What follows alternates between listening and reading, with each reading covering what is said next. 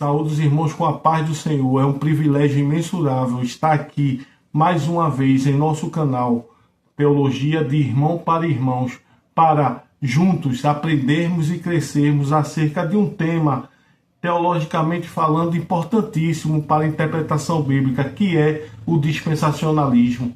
Este termo é a variante da palavra dispensação, cuja etimologia do grego oikonomia traz uma ideia de administração, governo do lar, mordomia e gestão.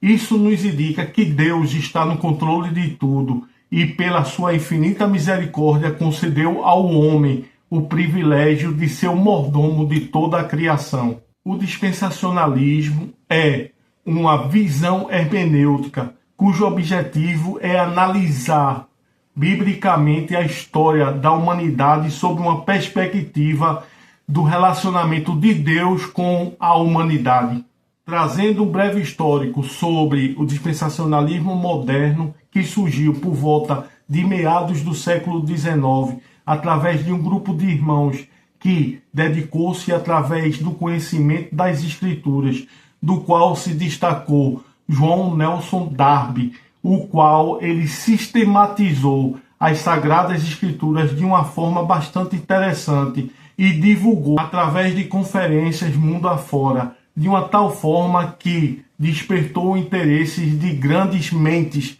nas quais podemos destacar Cyrus Ingerson Scofield, o qual ele, de uma forma simples, sistematizou o dispensacionalismo e divulgou através da sua Bíblia de referência Scofield, o qual chegou ao Brasil de uma tal forma, trazendo os princípios do dispensacionalismo clássico, que nos dias atuais representa a grande maioria da interpretação escatológica aqui no Brasil.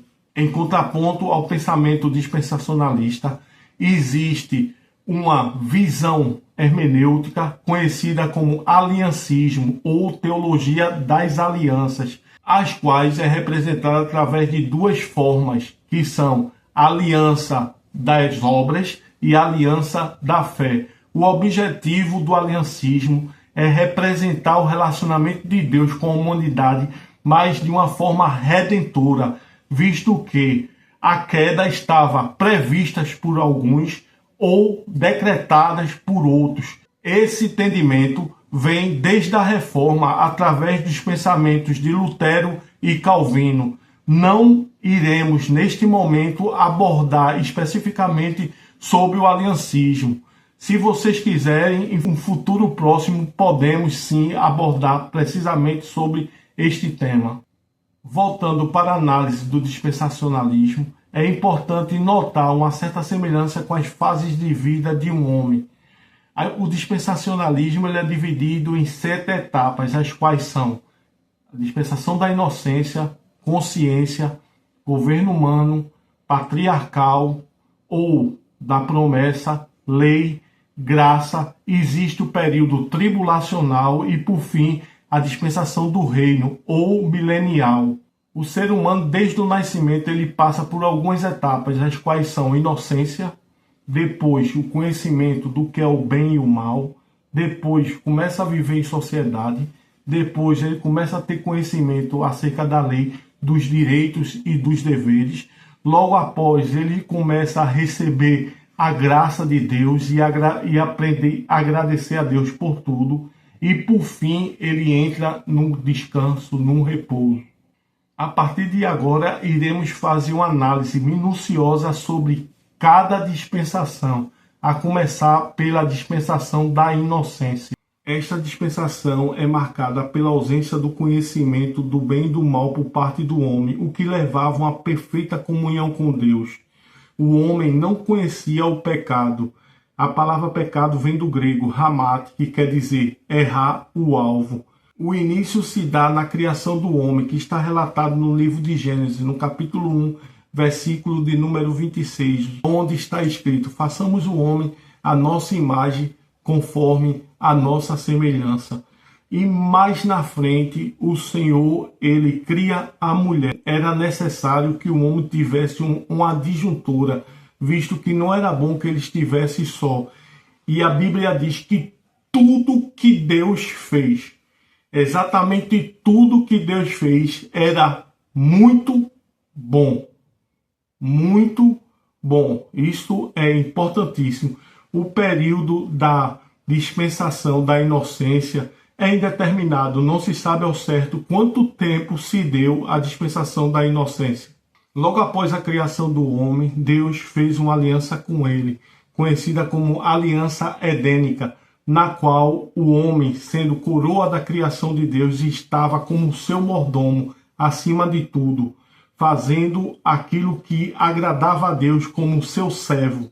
E isso era um privilégio imensurável.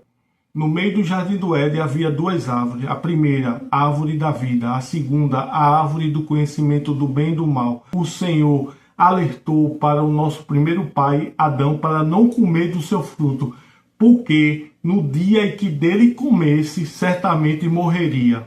Alguém pode questionar por que Deus colocou esta árvore do conhecimento do bem e do mal, visto que ela poderia trazer morte para a raça humana.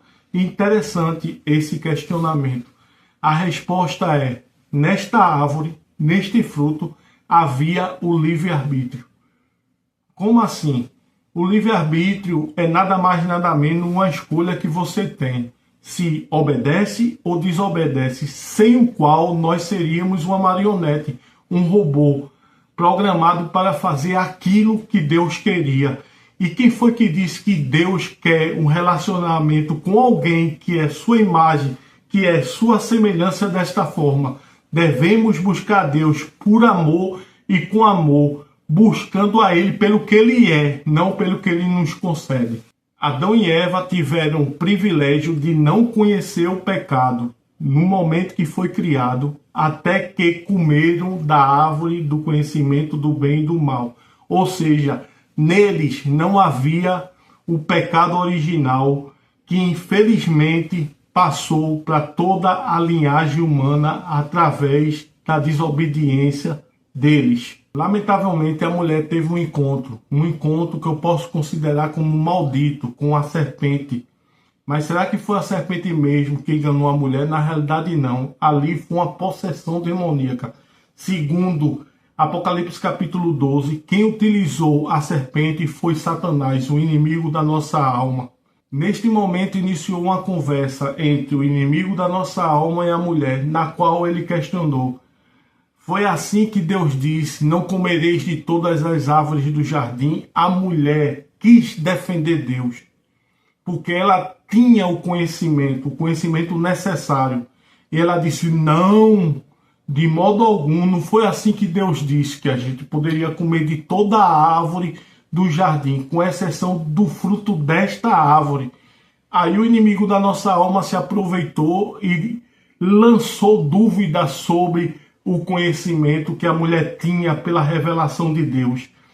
Qual foi a dúvida? Não, Deus sabe que no dia que dela comeres, sereis semelhantes a Ele, conhecedor do bem e do mal, e certamente não morrereis. Lerdo engano que a mulher teve. Ela comeu da árvore do conhecimento do bem e do mal. E o interessante é que não foi aberto os seus olhos. Contudo, a mulher convidou o seu marido, Adão, para comer do fruto. E a palavra de Deus diz que ela ofereceu e ele comeu. Se ele foi enganado. Com certeza não. Mas eu tenho certeza absoluta que ele fez para não ficar só. Não queria ficar só. E ele foi e comeu. E neste momento é que foram abertos os olhos de ambos e conheceram que estavam nus. Acabou a inocência. A partir daquele momento, o inimigo da alma estava certo. O homem passaria a ser como Deus, conhecedor do bem e do mal. Mas que triste notícia isso para a comunhão que existia entre Deus e o homem, porque o pecado faz a separação entre Deus e o homem. E a partir daquele momento, o homem passaria a vivenciar algo que nunca tinha vivido, que é desobedecer a Deus. Deus, sendo onisciente, sabia o que tinha acontecido. Como de costume, Deus se apresentou na viração do dia e perguntou: onde estás? E o homem estava se escondendo da presença de Deus. Que terrível! A pior coisa que pode existir é você fugir da presença de Deus. E o homem estava fugindo da presença de Deus porque ele estava em pecado. Era algo novo para o homem. Será que Deus deixaria isto acontecer? Viver o pecado sem punição? De modo algum, Deus, ele iria deixar o homem viver naquela condição. E ele instaurou um julgamento, o julgamento do homem. Anteriormente já existiu um julgamento, que posteriormente podemos estudar. Os 8 julgamentos divinos, grandes julgamentos divinos. O primeiro julgamento foi o julgamento dos anjos. O julgamento na queda dos anjos. Nesse julgamento, o julgamento do homem é o segundo grande julgamento, aonde Deus, ele começou a determinar a punição de cada um. O primeiro a ser questionado foi Adão. E ele disse para Adão: por que comeste da árvore que eu disse que não era para tu ter comido? E ele disse: a mulher que tu me deste, terrível, passou a responsabilidade, não assumiu a responsabilidade. Ela me deu e eu comi.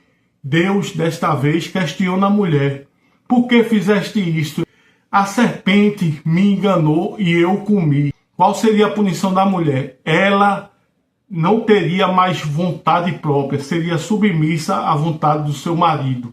E o Senhor multiplicaria grandemente as suas dores na hora de gerar um fruto, gerar uma criança. A punição do homem foi a seguinte, que ele teria que trabalhar e a terra dessa vez iria também produzir espinhos e abrolhos, ou seja, a vida dele não seria como antes, só de bênçãos, mas teria que sofrer para poder sobreviver. Ele teria que trabalhar, do suor do seu rosto comereis. A punição da serpente foi a seguinte, que ela iria comer do pó da terra. E a punição de Satanás? Será que tem? Sim, tem. É exatamente o proto-evangelho. O Senhor disse para ele como punição: colocarei inimizade entre ti e a mulher, entre os seus descendentes e o seu descendente. Tu o ferirás o calcanhar, mas ele pisará a tua cabeça. E nós vemos esse cumprimento na cruz de Cristo. É como se a serpente, como se Satanás ferisse o calcanhar do Senhor. Mas ele, glória a Deus por isso, transformou numa grande vitória. Com relação ao relacionamento entre Deus e os nossos primeiros pais, infelizmente o Senhor não poderia mais ter esse relacionamento de inocência. E ele expulsou do jardim do Éden. Eu acredito ser um ato de misericórdia. Imagine alguém na presença de Deus, lá na eternidade, na condição de pecador. Com certeza isso não vai acontecer, não irá acontecer de forma alguma. Deus, através do proto-evangelho, ele providencia a redenção. E quando Jesus morre, o interessante é que a palavra de Deus diz: o cordeiro que foi morto desde a fundação do mundo. O poder sacrificial de Cristo, ele não era apenas para aquelas pessoas daquele momento ou para as pessoas futuras, como nos dias de hoje, mas ele retrocedeu e pegou toda a humanidade, inclusive Adão. Hoje Adão está na presença de Deus, junto com Eva, para a glória do Senhor. Infelizmente, acabou o estado da inocência. Iremos agora fazer uma análise sobre o estado da consciência, ou seja, a dispensação da consciência. E isso iremos deixar para um segundo momento. A partir de agora estamos terminando esta primeira parte, que é uma análise acerca do dispensacionalismo e a primeira dispensação sendo analisada, que é a dispensação da inocência. Os próximo estudo será a dispensação da consciência e a dispensação do governo humano. Tudo seja para a glória de Deus, em nome de Jesus Cristo, e que Deus continue nos abençoando.